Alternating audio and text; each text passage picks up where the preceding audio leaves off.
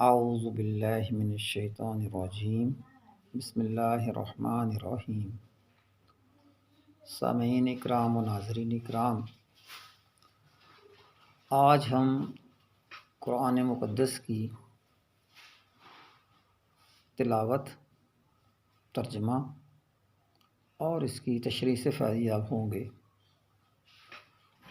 سبھی توجہ سے سنیے گا کہ ایک تو قرآن پاک کو ہمیشہ توجہ سے ہی سننا چاہیے، دوسرا اس میں آپ کے لیے سیکھنے کے لیے، علم حاصل کرنے کے لیے اور اپنی دنیا آخرت کو بہتر بنانے کے لیے بہت کچھ موجود ہے۔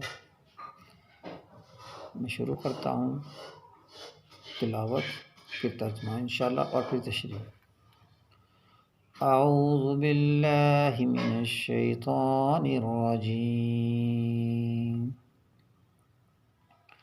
بسم اللہ الرحمن الرحیم، الحمد للہ رب العالمین، الرحمن الرحیم، مالک یوم الدین، ایاک نعبد و ایاک نستعین، اہدنا الصراط المستقیم، صراط الذین انعمت علیہم غیر المغضوب علیہم ولا الضالین،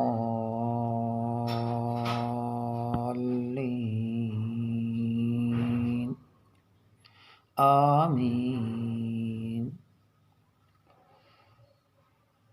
شروع اللہ کے نام سے جو بڑا مہربان، نہایت رحم فرمانے والا ہے۔ تمام تعریفیں اللہ کے لیے ہیں جو پالنے والا ہے تمام جہانوں کا، جو بڑا مہربان ہے، نہایت رحم کرنے والا ہے، اور وہ مالک ہے روز جزا کا، اور ہم اس کی ہی عبادت کرتے ہیں، اسی سے مدد چاہتے ہیں، اور اس سے ہماری یہ دعا ہے کہ ہم کو سیدھا راستہ دکھا، راستہ ان لوگوں کا جن پر تو نے انعام کیا، اور بچا ان لوگوں کے راستے سے جن پر تیرا غضب ہوا اور جو بھٹکے ہوئے ہیں۔ یا اللہ ہماری دعا کو قبول فرما۔ سامعین و ناظرین اکرام، سورہ فاتحہ قرآن مقدس کی پہلی سورہ مبارکہ ہے، اور نبی پاک صلی اللہ علیہ وآلہ وسلم نے اس کے بارے میں فرمایا ہے کہ سورہ فاتحہ ہر مرض کی دوا ہے، اور روایات میں بھی منقول ہے کہ اس سے صحابہ کرام اور دیگر لوگوں نے مختلف بیماریوں کو درست کرنے کے لیے اس سورہ مبارکہ استعمال کیا، اس کی پڑھائی سے اس کو بیماریوں کو ختم کیا۔ قرآن مقدس کلام اللہ ہے، اللہ رب العزت کا کلام ہے، تو کلام کے ساتھ یہ بنی نوع انسانیت کے لیے ایک ایسا پیغام ہے جو قیامت تک ہر طرح کے لوگوں کے لیے راہ نجات ہے، راہ ہدایت ہے، اللہ رب العزت کو پانے کا ذریعہ ہے، کیونکہ اللہ کا ہی کلام ہے۔ تو اس لیے قرآن پاک کی تلاوت بلا ناغہ کریں، اس کے ترجمہ کو بھی پڑھیں کہ اللہ رب العزت ہم سے کہہ کیا رہے ہیں، اور اللہ رب العزت ہم سے کیا چاہ رہے ہیں، ہمیں کیا عطا فرما رہے ہیں۔ تو اللہ رب العزت کے فرمان عالی شان کو غور اور تدبر سے پڑھیں اور سمجھنے کی کوشش کریں، اور پھر عمل کرنے کی کوشش کریں۔ اب سورہ فاتحہ کی میں پہلی آیت کی آپ کو تھوڑی تشریح کر کے بتاتا ہوں۔ اللہ رب العزت نے فرمایا الحمدللہ، تمام تعریفیں اللہ کے لیے ہیں۔ تعریف کیا ہوتی ہے؟ کسی بھی چیز کی جو صلاحیت ہوتی ہے، اہلیت ہوتی ہے، ایبلٹی ہوتی ہے، اسے اس کی تعریف کہتے ہیں۔ اللہ رب العزت نے فرما دیا تمام تعریفیں، یعنی اس دنیا میں، اس کائنات میں جتنی بھی ایبلٹیز ہیں، صلاحیتیں ہیں، وہ سب جتنی بھی تعریفیں ہیں وہ سب اللہ رب العزت کے لیے ہیں یا اللہ کی ہی ہیں۔ آگے فرمایا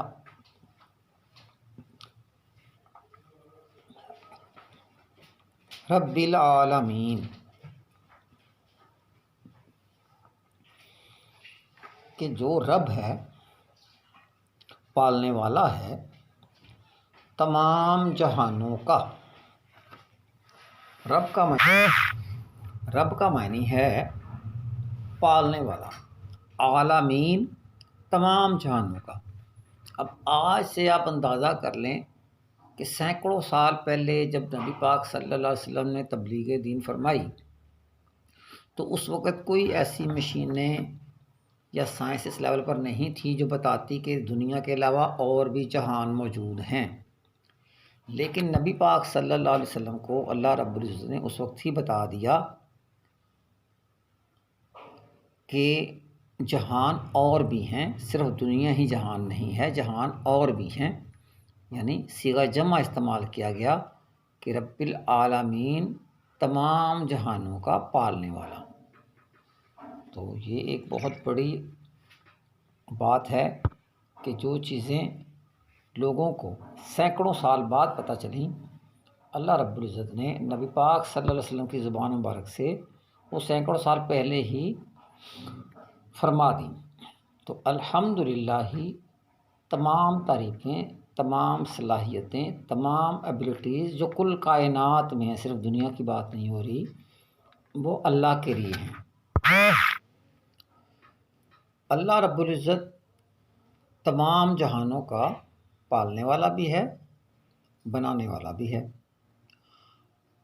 اگلی آیت میں اللہ رب العزت نے جو اپنی سب سے بڑی شان بیان فرمائی، الرحمن الرحیم، جو بڑا ہی مہربان اور رحم کرنے والا ہے۔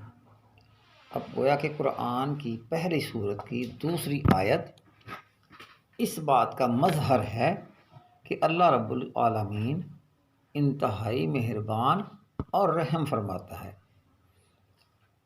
اگلی آیت میں اللہ رب العزت کی شان ہے کہ مالک یوم الدین، جو مالک ہے روز جزا کا۔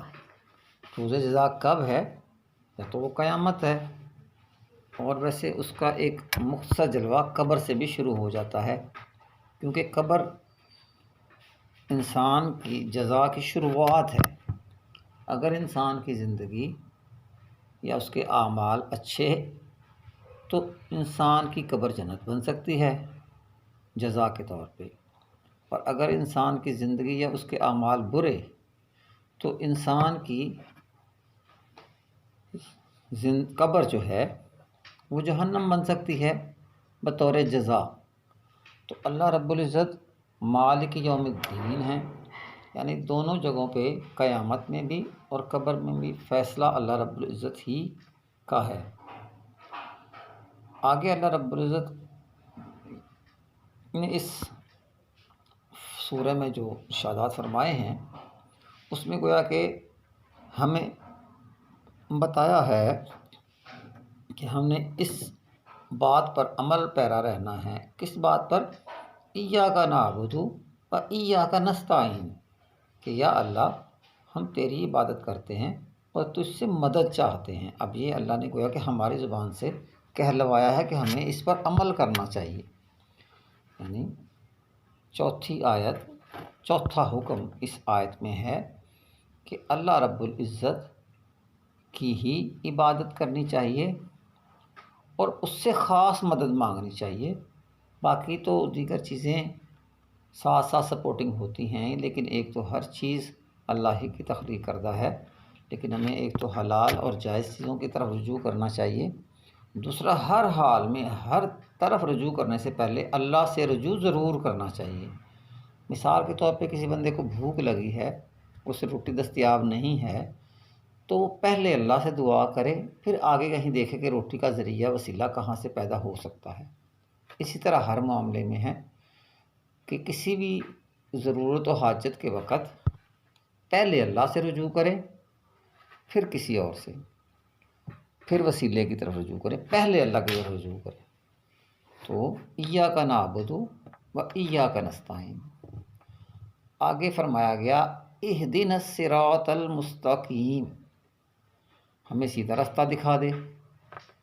اس وقت زمانہ میں چونکہ لوگوں کو حق کا پتہ ہی نہیں تھا، تو یہ دعا بھی بنا دی گئی کہ آپ حقیقی راستہ ہے کون سا ہمیں دکھا دیں۔ ویسے یہ دعا آج کل بھی بہت ضروری ہو گئی ہے، کیونکہ عالم دنیا میں جھوٹ اور سچ اتنا گڈ مڈ ہو گیا ہے کہ انسان کو پتہ نہیں چلتا کہ سچ کیا ہے اور جھوٹ کیا ہے۔ جھوٹ اس قدر زور سے بولتے ہیں کہ دنیا سمجھتی ہے کہ شاید وہ سچ ہے، اور سچے بول ہی نہیں پا رہے کیونکہ وہ انتہائی دباؤ میں ہیں۔ تو پریپیگنڈا وار کا زمانہ ہے کہ پریپیگنڈا کسی بات پہ اتنا زیادہ کیا جاتا ہے کہ وہ بات سچ لگنے لگتی ہے، جبکہ وہ ہوتی جھوٹ ہے۔ تو اس لیے دعا یہ آج کے اعتبار سے بہت زیادہ مضبوط ہے کہ یا اللہ ہمیں سمجھا دے، سکھا دے، ہمیں سمجھ عطا فرما دے کہ حقیقی سیدھا راستہ کون سا ہے۔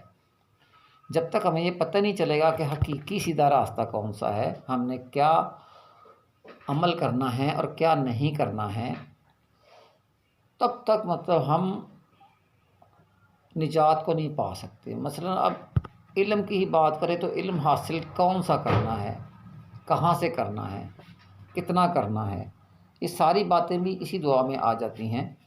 کسب کون سا سیکھنا ہے، کون سا کرنا ہے، کہاں پہ کرنا ہے۔ موبائل ہر بندے کے ہاتھ میں ہے، کیسے یوز کرنا ہے، کتنا کرنا ہے، کب کرنا ہے۔ اب اچھائی برائی ہر جگہ ہے نا، تو جب تک آپ کو اچھائی یعنی سیدھے راستے کی سمجھ نہیں آئے گی، آپ اس پر عمل کیسے کریں گے۔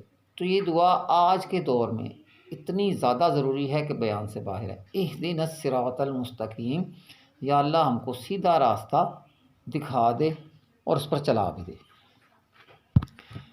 اس کے بعد فرمایا گیا ہے صراط الذین انعمت علیہم، اسی بات کی تعریف کہی کہ سیدھا راستہ کون سا، جس پر ان لوگوں کا راستہ جس پر یا اللہ آپ نے انعامات کیے ہیں۔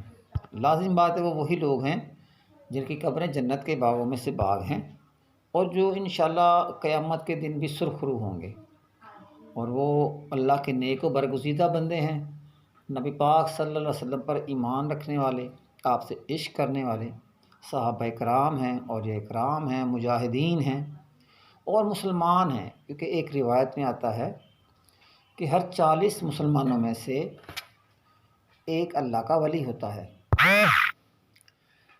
اس لیے تمام مسلمانوں میں بے شمار اللہ کے ولی، اللہ کے دوست موجود ہیں، اور اللہ کا ولی، اللہ کا دوست ہونے کا مطلب ہی یہ ہے کہ وہ اپنے اعمال و عبادت سے اللہ کو راضی کر چکے ہوتے ہیں، اور ان کی قبر یقیناً جنت کے باغوں میں سے باغ ہوگی، اور روز جزا بھی وہ اللہ کی بارگاہ میں سرخرو ہوں گے۔ آگے ہے کہ غیر المغضوب علیہم ولا الضالین، یہ بھی آج کے دور میں انتہائی اہم دعا ہے جو ہر بندے کو ہر وقت کرنی چاہیے کہ یا اللہ ہمیں بچا ان لوگوں سے جن پر تیرا غضب ہوا اور جو بھٹکے ہوئے ہیں، گمراہ ہیں، بھٹکے ہوئے گمراہوں سے، اور جن پر تیرا غضب ہوا ان سے یا اللہ ہماری حفاظت فرما، ہمیں بچا، تاکہ ہم ان سے بچ کر تیرے نبی پاک صلی اللہ علیہ وسلم کے بتائے ہوئے صحیح راستے پہ چل سکیں۔ تو سورہ فاتحہ کا پورا لب لباب بہت وسیع ہے کہ سب سے پہلے اللہ رب العزت نے اپنی شان بتائی، اپنی ایبلٹیز بتائیں، پھر سارے جہانوں کا بتایا کہ سارے جہان کو وہی پالتا ہے، اس کے بعد اپنے رحم و رحیم ہونے کا بتایا، ساتھ ہی پھر بتا دیا کہ اب مالک یوم الدین بھی ہے، وہ روز جزا کا مالک ہے، اس کی بھی تیاری کرو، اسی کی عبادت کرو، اسی سے مدد چاہو، اسی سے دعا کرو کہ وہ آپ کو ہم کو سیدھا رستہ دکھائے، اسی سے دعا کرو کہ وہ ان لوگوں کا رستہ دکھائے جن پر اللہ کا انعام ہوا ہے، اور اللہ سے ہی یہ دعا ہے کہ یا اللہ ہمیں گمراہ ہوں